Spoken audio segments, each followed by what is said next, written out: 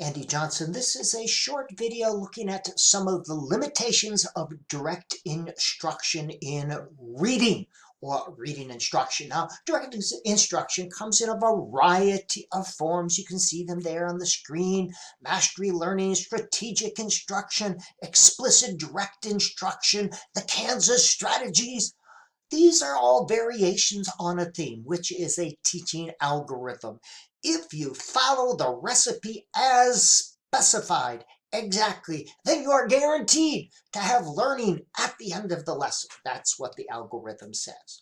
Now, teaching or direct instruction as a tool is useful in certain situations for certain purposes for certain populations. You can get a bump in score if you use a lot of direct instruction for reading sub-skills, but this bump in score does not translate to authentic reading conditions. Neither does it mean a bump in meaning creation, and that's what reading is. It is creating meaning with print. You cannot reduce teaching to an algorithm or a recipe to follow. Do this, then that, and you'll be guaranteed to get the correct behavior at the end of the algorithm. Algorithms are good for math and computer science, not so good for reality. Effective teaching is different from Humpty Dumptying. Humpty Dumpty had a great fall, all the pieces. That something that effective teaching is breaking a skill into pieces like reading and helping students put all the little pieces together again. But all the king's horses and all the king's men could not put Humpty Dumpty together again. This does not make sense. Humpty Dumpty teaching and learning makes sense if you already know it, but not so much if you don't.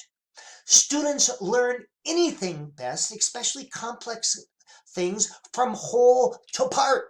That means if you're showing the whole puzzle first, you're better able to see where the little pieces go together.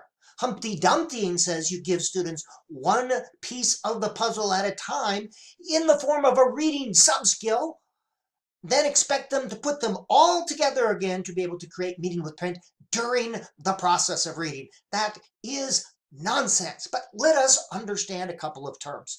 A method is different from a strategy. Method in education, a defined process or specific set of techniques that are used exclusively in a prescribed fashion for instruction in a particular subject area. We have reading methods. Strategy is a specific technique used across subject areas for a specific purpose. Strategy, cooperative learning.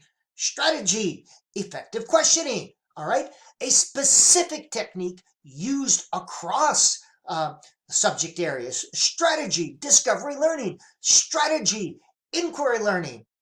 These are all strategies. Pedagogical strategies is the term. Direct instruction is a great strategy. Everybody believes in direct instruction. It's not the what of direct instruction, it's the how much, it's the when, and it's for what purpose. Direct instruction is a lovely strategy, but it is not a method of instruction. It should never, ever be used as a method of instruction for reading. That means that's all you do is a whole bunch of direct instruction. It's an effective tool, an analogy. A screwdriver is an effective tool for screwing in screws, but if it's used to pound in nails, not so effective. Any tool's effectiveness is determined by how it is used.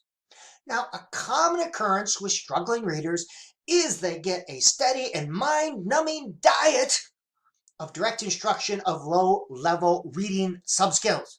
Now, it doesn't take a genius to figure out that if all you get is low-level instruction of low-level skills, all that will occur is low-level reading.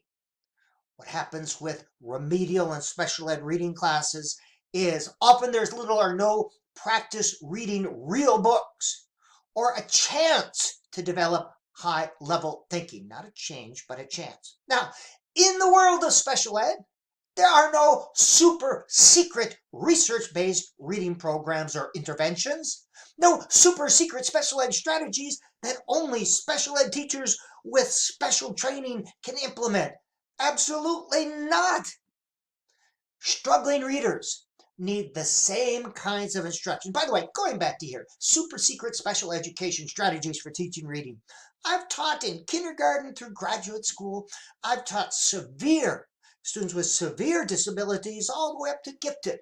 The same strategies are used with all populations. The human brain learns literacy the same way. Differences are not in kind, but in emphasis and degree. So struggling readers need more of the same kind of instruction, more intense versions of the kind of instruction they're getting in the classroom. More intense means more time, smaller groups, more time on task.